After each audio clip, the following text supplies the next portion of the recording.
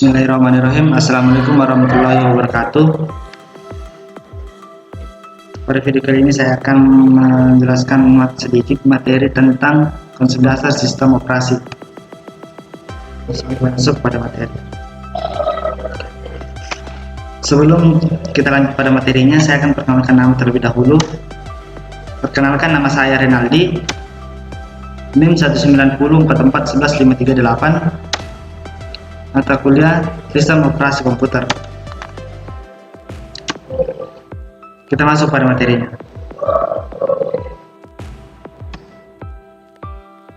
Adapun materi yang akan kita bahas nanti itu tentang konsep dasar sistem operasi. Sebelum kita lanjut masuk pada materi, kita harus tahu terlebih dahulu apa itu sistem operasi. Sebenarnya sistem operasi itu adalah sistem operasi adalah perangkat lunak yang mengontrol pelaksanaan program-program komputer, yaitu dengan mengatur waktu proses, pengecekan kesalahan, mengontrol input dan output. Dan sistem operasi merupakan resource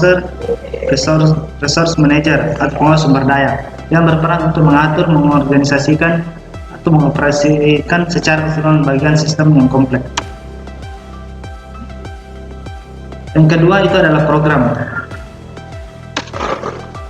Program itu harus ada pada sistem operasi, karena program itu adalah sederetan instruksi yang memberikan kepada suatu komputer. Artinya proses yang mengeksekusi program-program komputer dalam setiap detiknya. Prosesor dapat menjalankan jutaan instruksi. Beberapa sistem hanya menjalankan satu proses tunggal dan satu waktu, sedangkan yang lain itu menjalankan proses dalam satu waktu.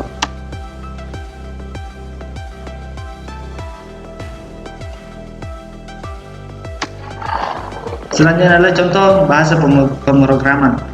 Ada banyak bahasa pemrograman yang digunakan itu dalam sistem komputer, tapi ada beberapa yang umum yang digunakan. Yang saya ambil contohnya misalnya adalah bahasa pemrograman JavaScript. Yang kedua adalah bahasa pemrograman Java. Yang ketiga adalah bahasa pemrograman Python atau bahasa pemrograman C++. Di mana bahasa pemrograman ada banyak bahasa pemrograman, tetapi yang umum digunakan adalah yang sebagai yang empat ini. Selanjutnya adalah proses.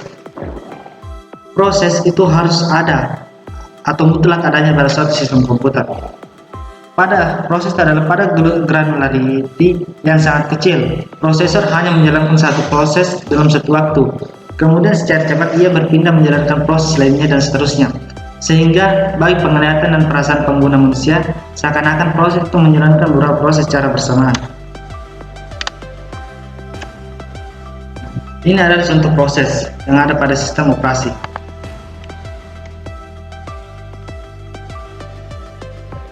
Status proses jenis yang dapat digunakan atau yang dapat disematkan pada suatu proses pada setiap sistem operasi itu dapat berbeda-beda. Tetapi paling tidak ada 3 macam status yang umum, yaitu yang pertama adalah ready. Ready atau siap, yaitu status di mana proses siap untuk dieksekusi pada giliran berikutnya. Yang kedua, running, yaitu status di mana saat ini proses sedang dieksekusi oleh prosesor. Dan yang ketiga itu adalah blocked, yaitu status di mana proses tidak dapat dijalankan pada saat prosesor siap atau bebas.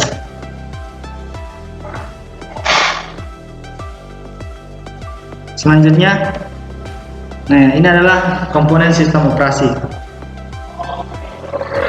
Komponen sistem operasi itu ada beberapa macam atau beberapa bagian. Yang pertama adalah manajemen proses. Manajemen proses itu adalah sebuah program yang sedang dijalankan atau dieksekusi. Sebuah proses itu membutuhkan beberapa sumber daya untuk menyelesaikan tugasnya. Sumber daya yang dimaksud adalah itu dapat berupa CPU time, memori, berkas-berkas, dan perangkat-perangkat I atau O atau input atau output. Selanjutnya adalah ketika proses tersebut berhenti dijalankan, sistem operasi akan mendapatkan kembali semua sumber daya yang bisa digunakan kembali. Selain itu juga membutuhkan aktivitas yang berkaitan dengan manajemen proses.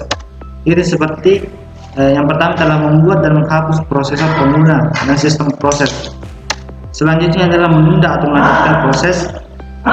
Selanjutnya adalah menyediakan mekanisme untuk proses sinkronisasi. Yang keempat adalah menyediakan mekanisme untuk proses komunikasi. Selanjutnya itu adalah manajemen memori utama.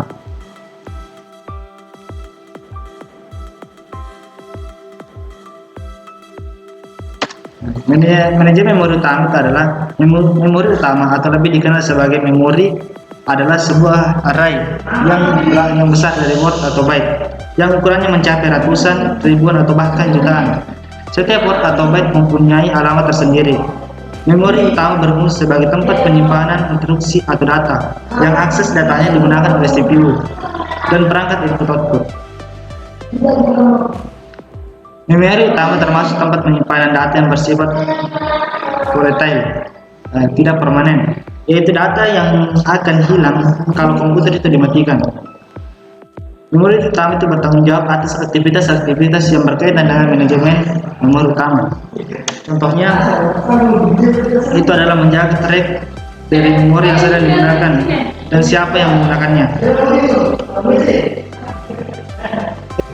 Selanjutnya adalah memilih program yang akan di-load ke memori.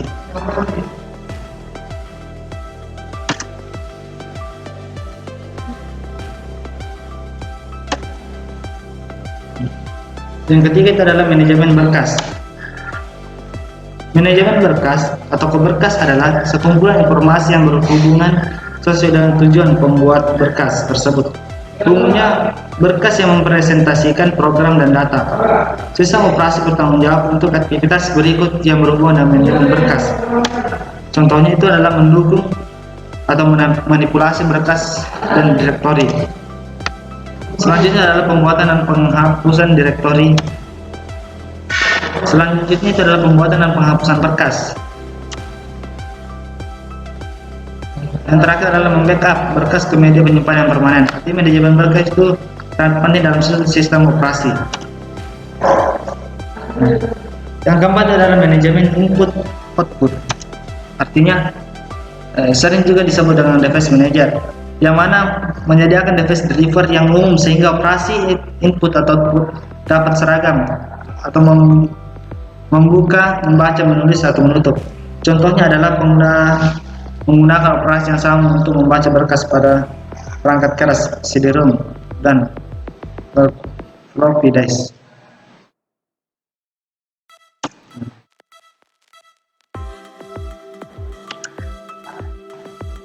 Sistem input atau output terdiri dari yang pertama sistem buffer yang menampung sementara data dari atau ke peranti input atau output. Spooling yang melakukan penjadwalan untuk memakai input atau output sistem supaya lebih efisien.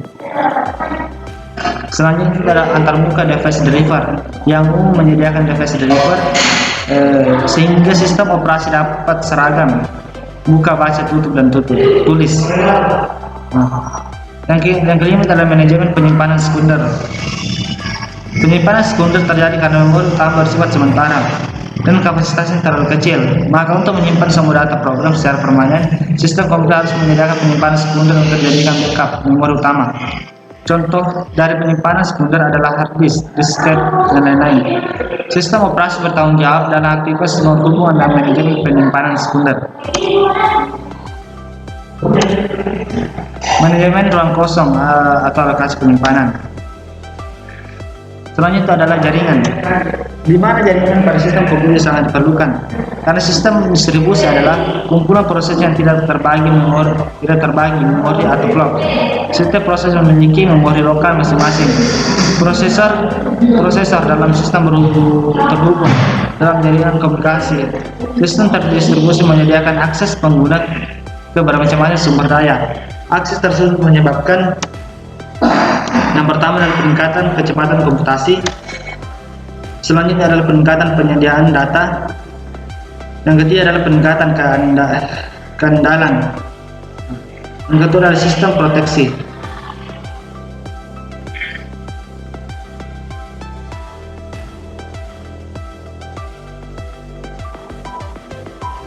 Selanjutnya adalah sistem proteksi, di mana sistem proteksi adalah berkaitan dengan mekanisme untuk mengatur akses yang dilakukan oleh program, proses pengguna, sistem untuk pengurus sumber daya, mekanisme dari proteksi harus. Yang pertama itu adalah membedakan antara pengguna yang sah dan yang tidak sah, menyediakan alat untuk memperlakukan sistem. Yang terakhir itu adalah command interpret system, artinya sistem operasi itu menunggu instruksi dari pengguna program yang membaca instruksi dan mengerti kontrol sistem statement dengan pengguna umumnya disebut control card interpreter, command dan interpreter Unix cell. Selanjutnya adalah terdapat 5 struktur dasar yang digunakan untuk membuat atau mengembangkan sistem operasi. Yang pertama itu adalah sistem monolitik. Sistem monolitik adalah sistem operasi sebagai kumpulan prosedur di mana prosedur dapat saling dipanggil oleh prosedur lain di sistem bila diperlukan. Selanjutnya adalah sistem berlapis. Sistem berlapis atau sistem operasi itu dibentuk secara hierarki berdasarkan lapisan di mana lapisan paling bawah itu memberi layanan lapisan lebih atas. Selanjutnya itu adalah sistem dengan mesin maya. Sistem dengan mesin maya adalah sistem operasi untuk melakukan simulasi mesin maya. Artinya itu memberikan fleksibilitas tinggi sampai memungkinkan sistem operasi yang berbeda dapat dijalankan di mesin yang berbeda. Implementasi yang efisien itu merupakan masalah sulit karena sistem menjadi besar dan kompleks. Yang keempat adalah sistem dengan client server. Server adalah proses yang menyediakan layanan dan client adalah proses yang memerlukan atau meminta layanan.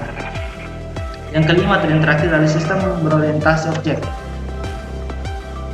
Layanan diimplementasikan sebagai kumpulan objek. Tiap objek diberi tipe yang menandai properti objek sebagai proses, direktori, berkas, dan lain. Model ini sungguh terstruktur dalam misalkan antara layanan yang disediakan dan implementasi. Mungkin itu saja materi dari saya tentang konsep dasar sistem operasi. Kurang lebihnya mohon dimaafkan. Saya akhiri dengan mengucapkan wabillahi taufiq wal hidayah. Wassalamualaikum warahmatullahi wabarakatuh.